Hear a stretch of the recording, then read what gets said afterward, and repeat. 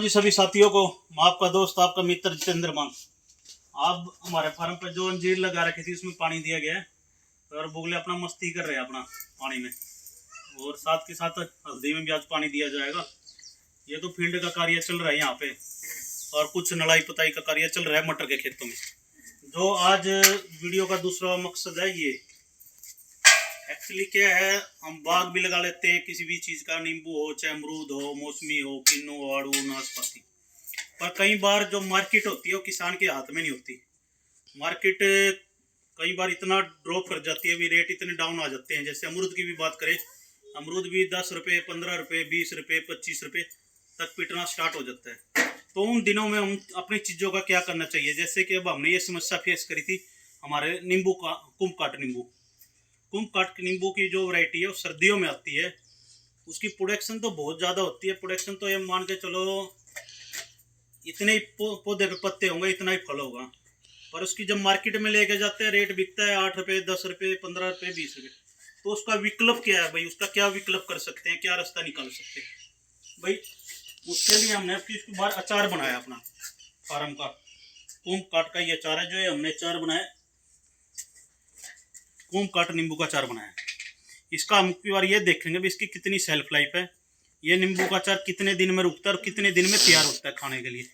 इसमें जो मसालों का यूज़ किया गया है वो भी अधिकतर अपने खेत के हैं, कुछ चीज़ों को छोड़कर, क्योंकि वो चीज़ें हमको मार्केट से ही लेनी पड़ेगी, वो किसान के खेत में नहीं होती। जैसे कि नमक हो गया, ऐसी कोई चीज़ें, और कहीं ऐसी हमारे इन्वायरमेंट में नहीं होती। हल्दी है, इसमें हल्दी हमारे खेत की यूज हुई है। जो सरसों का तेल है वो हमारे खेत का यूज हुआ है। तो इसके साथ साथ हमने इसकी आधी किलो की पैकिंग निकाली। आधी किलो की पैकिंग निकालने का ये मकसद है कि हम किसान साथियों को देंगे, भाई आप इसको टेस्ट करो, और जो आपका नींबू वेस्ट जाता है आप भी उस चीज़ को इस तरीके से प्रोसेसिंग पे लाओ। प्रोसेसिंग करना कोई बड़ी बात नहीं है कि भाई प्रोसेस, हमारे बड़े बुजुर्ग थे, दादा चाचा ताई, जो सभी अधिकतर बड़े थे, वो सभी अपने घरों में अचार डालते थे। पर आजकल हम अचार भी मोल का लेके ही खा रहे हैं।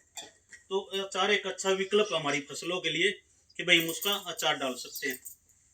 तो ये बड़े डब्बे की पैकिंग करिए। जैसे हमने इसमें भी ये कुम्भकाट नींबू है सारा, जो हमने कुम्भकाट नींबू डाला, और आपकी कुछ आंवले का अचार डाला। भाई आंवला भी बिल्कुल ही डाउन रेटों में जा रहा था, और ये एक भाई गिफ्ट कर गया था आंवला, क्योंकि हमारे फार्म पे भी आंवले कम ही थे, इतने आंवले नहीं लगे थे अब की बार, कुछ ही पौधे हमारे फार्म पर।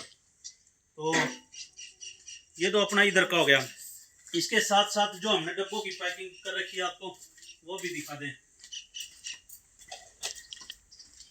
ये बड़े डब्बों की पैकिंग है जी। ये इसमें हमने जो दूसरा नींबू लिया है, ये कुम्भकाट है।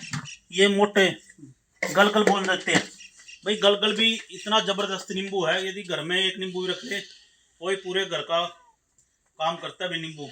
और अचार की सेल्फ लाइफ बहुत अच्छी है इसका। पिछले साल हमने अचार डाला था, इसकी सेल्फ लाइफ बहुत अच्छी है। 1-2 साल इसका अचार आराम से जी चल जाता है। इसके अचार में कोई समस्या नहीं आती। जिसमें हमारे गांव के प्रमोद थे, प्रमोद जी ने मदद करी थी अचार डालने में। मदद क्या, उसी ने डाला था अचार, हमको तो आता नहीं अचार डालना। तो अब की बार जो हमारे यहाँ अचार डाल रही है वो भी संजू है, MP से हमारे यहाँ पे वो रख करती है, तो उसको इन चीज़ों की नॉलेज है, तो वो डाल रही है। इसके साथ ये भी हमारा गलगल मोटा नींबू है, जो मोटा नींबू, मोटे बक्कल का नींबू बोल देते हैं, ये भी मोटे नींबू का है। और इसके साथ साथ आपकी ये हम 1-2 साल से डाल भी रहे हैं। आपकी बार बेटिया ने डाला है, जैसे तिरिशा ने। ये रसगुल्ला अचार है। इसको रसगुल्ला इसलिए बोल देते हैं कि भाई हम इसको नींबू को बिल्कुल नहीं काटते।